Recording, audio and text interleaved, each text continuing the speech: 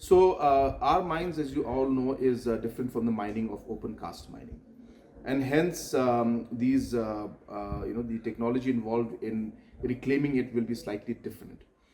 In a layman's language, we'll have to fill up the tunnels, we have to fill up the different areas that are there, and then cover them up and ensure that there is no leakage in the system out there. And then at the end of the day, we have to then revive the water bodies. We have to also grow the trees, and different flora and fauna and biodiversity has to be put up. So all these are included. We have now engaged CMPDI, which is a very experienced agency of Government of India, which has been doing this for many and they have told us that they will require to do a bit of survey, go into details, because the mining system is different compared to other parts of the country.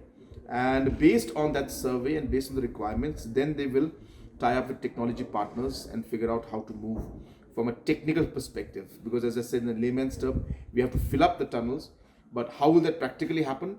Only a technical company will know. So once they go into the proper survey, then they will figure out who the technical partners will be to make this happen. So but in broad, we have the funds, we have the concern and the desire to make this happen, and now with the correct partner on board, we are hopeful that we'll actually be able to see the reclamation process start.